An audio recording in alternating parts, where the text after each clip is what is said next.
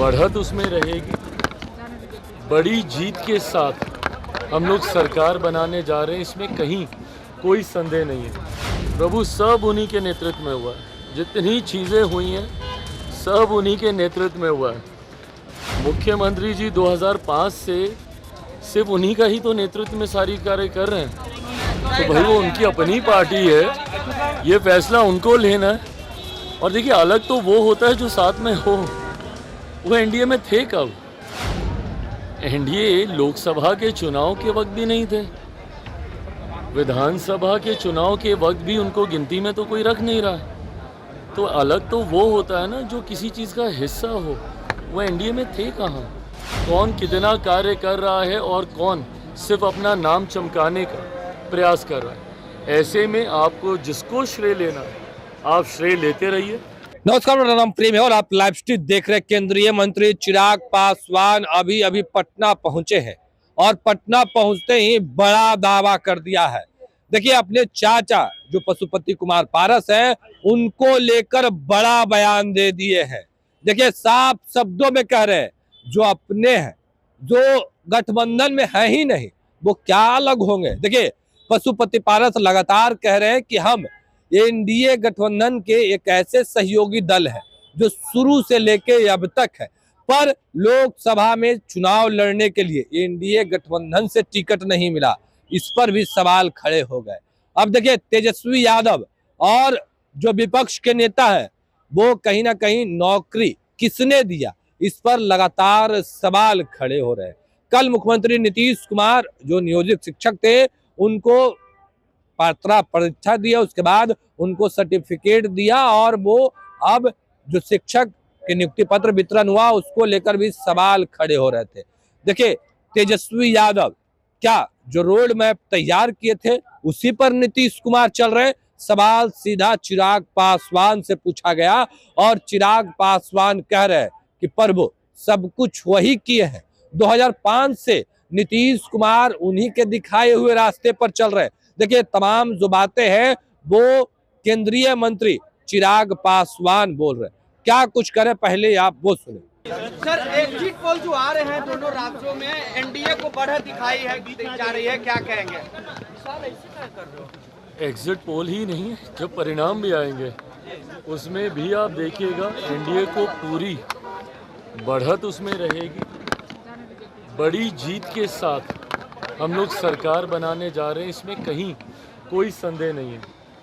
झारखंड में भी हम प्रचार के लिए गए थे, महाराष्ट्र में भी हम प्रचार के लिए गए थे और दोनों जगह जाकर जो जानकारी जनता के साथ इंटरेक्ट कर हासिल हुई है उसी के आधार पर इस बात को इतनी प्रमुखता से मैं कह सकता हूँ कि 23 तारीख को जब परिणाम आएंगे झारखंड में लोग बदलाव का मन बना चुके हैं।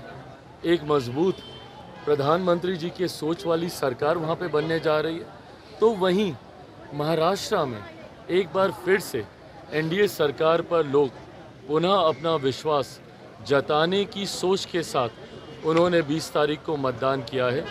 23 तारीख को दोनों जगह हम लोग की सरकार बनेगी।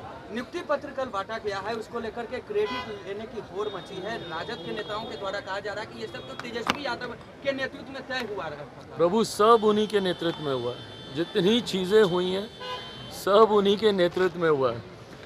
मुख्यमंत्री जी 2005 से सिर्फ उन्हीं का ही तो नेतृत्व में सारी कार्य कर रहे हैं। मतलब इतनी लोगों के अंदर होड़ है, हर चीज़ का श्रेय हम कैसे ले लें?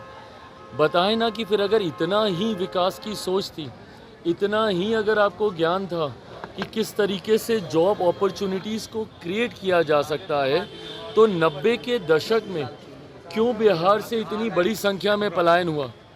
आज भी 90 का दौर अगर लोग याद करते हैं तो उसको सिर्फ और सिर्फ डर और भय की वजह से जो पलायन यहाँ से हुआ है, वहीं से जो पलायन की श्रृंखला शुरू हुई है, कौन उसके जनक थे भैया?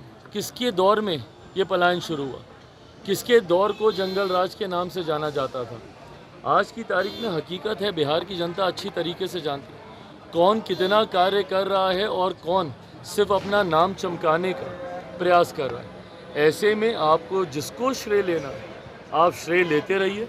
हम लोग जनता का विश्वास जीतते रहे। आपके चाचा जो है एनडीए से अलग होकर के जो है वो फिर से जो है तैयारी कर रहे हैं, कह रहे हैं कि धोखा मिला है हम लोगों को। रामनाथ पासवान जी किसी की बपौती नेता नहीं है। तो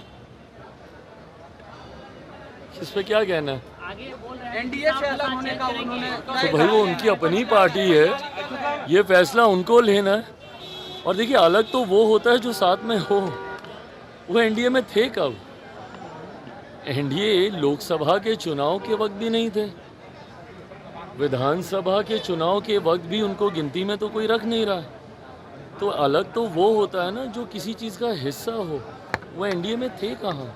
तो अभी आप चिराग पासवान को सुन रहे थे, तमाम मुद्दे को लेकर क्या कुछ कहा उन्होंने, या आपने सुना है। वो पशुपति पारस हो या फिर तेजस्वी यादव हो, तमाम चीजों को लेकर सवाल पूछे गए थे। उतना ही नहीं, कई राज्यों में विधानसभा का चुनाव हुआ है। देखिए सवाल पूछा गया तो साफ शब्दों में कह रहे हैं कि जो एनडीए गठबंधन की है वो सरकार बनने वाली है। अब देखने वाली बात होती है, क्योंकि पशुपति कुमार पारस 2 दिवसीय बैठक किए हैं, तमाम नेताओं को पटना बुला लिए हैं। अब क्या फैसला होगा, सबकी निगाहें टिकी हुई है। पर चिराग पासवान साफ शब्दों में कह रहे हैं कि वो गठबंधन में है ही नहीं। अब देखने वाली बात होती है कि इस पर पशुपति कुमार पारस या फिर उनके प्रदेश अध्यक्ष प्रिंस राज क्या कुछ जवाब देते हैं। देखिए चिराग पासवान तेजस्वी यादव पर भी निशाना साध रहे हैं और किस तरीके से तेजस्वी यादव पर तंज कस रहे थे और कह रहे थे कि 2005 से नीतीश कुमार उन्हीं के साथ कार्य कर रहे हैं, उन्हीं के रोड मैप पर काम कर रहे हैं। क्या कुछ कर रहे थे चिराग पासवान, हमने वो तमाम बयानों आपको सुनवाया है। फिलहाल के लिए इतना ही, बने रहे लाइव के साथ। धन्यवाद। बढ़त उसमें रहेगी। बड़ी जीत के साथ हम लोग सरकार बनाने जा रहे हैं, इसमें कहीं कोई संदेह नहीं है। प्रभु सब उन्हीं के नेतृत्व में हुआ है। जितनी चीज़ें हुई हैं सब उन्हीं के नेतृत्व में हुआ है। मुख्यमंत्री जी 2005 से सिर्फ उन्हीं का ही तो नेतृत्व में सारी कार्य कर रहे हैं। तो भाई वो उनकी अपनी पार्टी है, ये फैसला उनको लेना है। और देखिए अलग तो वो होता है जो साथ में हो। वो एनडीए में थे कब? एनडीए लोकसभा के चुनाव के वक्त भी नहीं थे, विधानसभा के चुनाव के वक्त भी उनको गिनती में तो कोई रख नहीं रहा।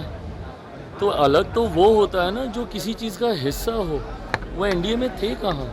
कौन कितना कार्य कर रहा है और कौन सिर्फ अपना नाम चमकाने का प्रयास कर रहा है। ऐसे में आपको जिसको श्रेय लेना है आप श्रेय लेते रहिए।